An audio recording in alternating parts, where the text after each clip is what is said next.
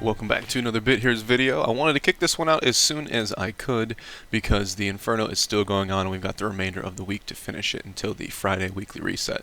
Now, if you aren't a free-to-play player, or in case you've been very unlucky trying to chase a legendary schematic, it's still a good time to try to get some of these epic familiars that I'll be talking about in this video.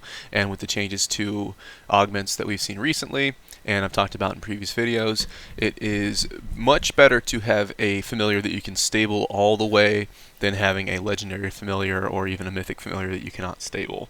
So let's talk about it. Now, in the Inferno Expedition that we're in right now, in Bleemo's portal, which is the pink one off on the top right hand side, you can get Woost, which is the best epic healer in the game, hands down. He's got a free proccing chance. You can see where he's got 50% chance to attack weakest, and that 50% is going to be regardless of his stabling. So even if you're only able to get one of him, that proc is so strong that it's going to carry him.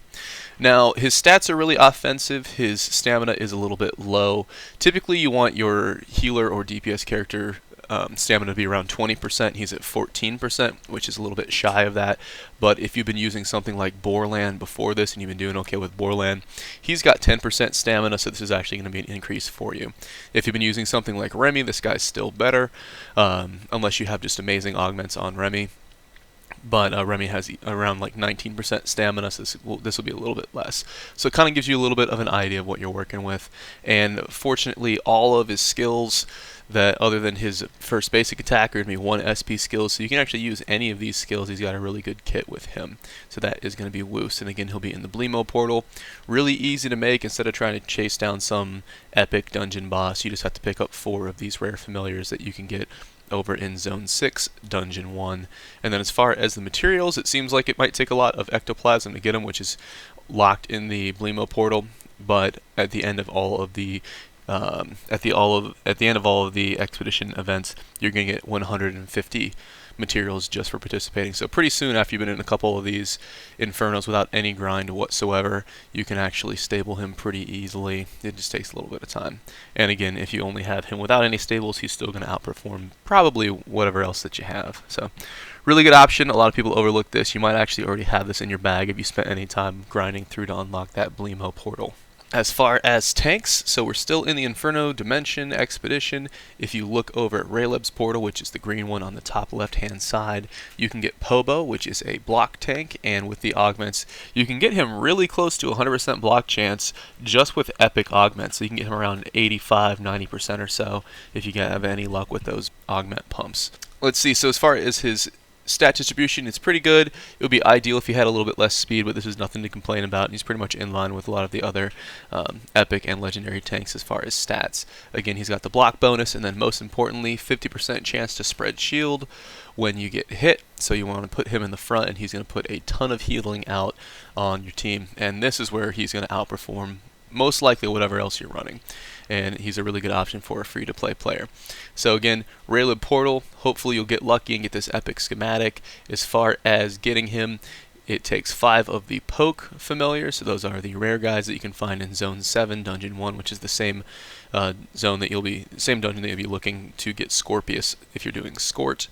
As far as the materials, this dungeon is a little bit different. It uses robot sprockets, which actually drop from around the world, so there's a chance that you might actually have a handful of these already waiting to make this guy, and it'll make it a lot easier to stable this one as well. So he is a block tank. He's got a shield self, and he's got a damage target skill, so pretty good skill set here. He's got his own sustain, and if you can just pump his block up a little bit with augments, he should be good to go, and this is going to be a really good choice. Really easy to make. You just have to hope you get lucky enough to pull out the epic schematic from the Rayleb portal while Inferno is going on.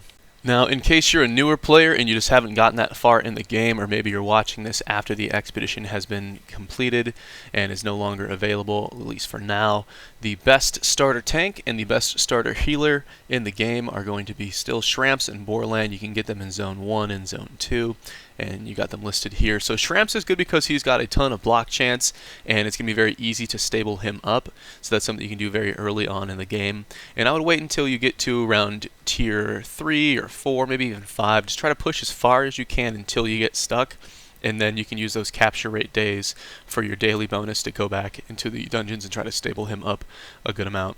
And then as far as healing, Borland is also a good choice. He's also going to be in Zone 1, very easy to get, and he's got a ton of damage and a good damage bonus on him as well. Tramps is something that I was able to run until I got all the way into Zone 7, and then I switched to Skort, which we'll be seeing later, and I've used him in all the various flag videos. And then Borland, I actually only stabled him once because I got to Zone 5 and I switched to Remy, which we'll also be seeing a little bit later. And here we are, my favorite duo, the guys that I've been using to get through all these flags. So this is the best epic tank and the best epic healer, which makes him the best free-to-play tank and healer in the game. The only little caveat there is that the Expedition Familiars outperform these guys. However, if the Expedition is not available, these are going to be your best choice, and it's always a really good backup to have. So Skort, he's got a great stat distribution, so he's not too heavy on stamina. He can put out a good amount of damage, which can definitely help get you through some flags a little bit faster. He's got a damage reduction bonus, which is amazing. He's got a 1 SP skill that makes him a drain tank, so he can do damage while keeping sustain on himself. Or if you need, you can pump some shields. His kit is going to be very useful. Of course, you get him in Zone 1, Dungeon 2, and you're going to also have to use 10 mini serums, which are just random items that you get from playing through the game. And then Remy T, like I mentioned, you get his components in Zone 4 and Zone 5, both in the first dungeons. He is a very offensive healer. He's got a good amount of stamina. You've seen me use him kind of swapping into tank a little bit when my tank has taken a beating, and he's really good because he's got a spread heal, and he's also got a 1 SP attack all skill, which is really good for proccing your stimulator pet proc effect.